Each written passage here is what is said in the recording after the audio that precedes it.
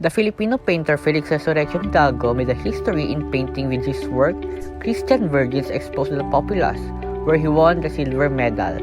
Paisahe is a picturesque landscape in Cebu. It features soft tones and rich colors inspired by the Barbizon school. And this painting, La Laguna Estigia, captures tranquil and still scene of lake complete with boats and a serene landscape. La Barca de Aqueronte is a grim and symbolic scene depicting Charon and his dead.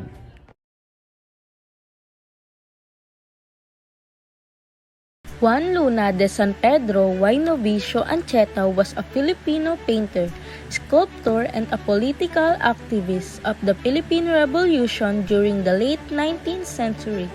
He became one of the first recognized Philippine artists. His most important achievement was in winning a gold medal at the National Exposition of Fine Arts in Madrid in 1884 for his magnum opus, the Spoliarium, an epic mural showing the fallen bodies of Roman gladiators being dragged out of the arena. This was a transitional year for Juan Luna. Fernando Morsolo, one of the greatest painters of the Philippines, created several paintings: rice planting of Ifugao, the culture of the Filipinos and their treasure, Dalagang Bukid, image of true young Filipina. Making of the Philippine flag symbolizes the unity. Maiden in a stream, the essence and beauty of a Filipina. Lastly, his wife Salud Amorsolo as his inspiration on every paintings. Vicente Silva Manansala was a Filipino artist known for his cubist paintings and prints. Vincent Manansala was given a posthumous recognition as national artist, and he was one of the first abstractionists on the Philippines art scenes. Vicente Manansala is also credited with bridging the gap between the city and the suburbs, between the rural and cosmopolitan ways of life. And the famous masterpiece of Vincent Manansala is Madonna of the Slum. Carlos V. Francisco is also known as Botong. He was born on November 4, 1912 in Angono, Rizal.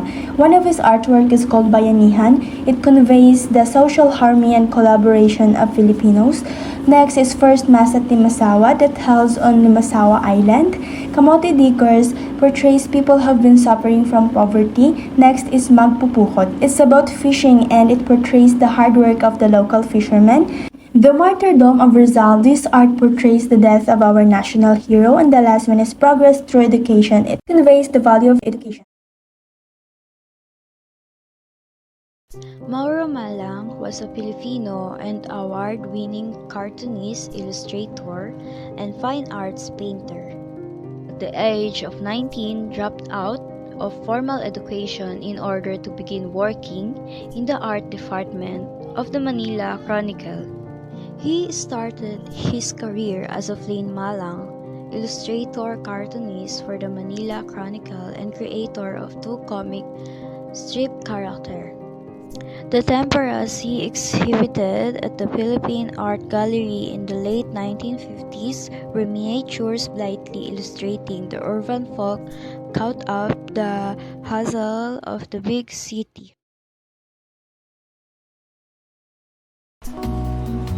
Jose Tanig Hoya was a renowned Filipino artist known for his significant contribution to the field of Filipino art. He was born on June 3, 1931 and passed away on May 25, 1995. Hoya was a pioneer in abstract expressionism in the Philippines and played a crucial part in shaping a modern Filipino art. His work concluded The Space Transfiguration, Hills of Nico, Taragan, and the Beethoven Listening to the Blues.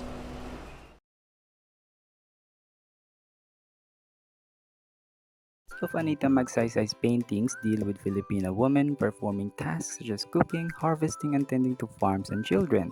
The women she paints are seen without anger and are not concerned with gender roles or politics, as the women in her childhood were not.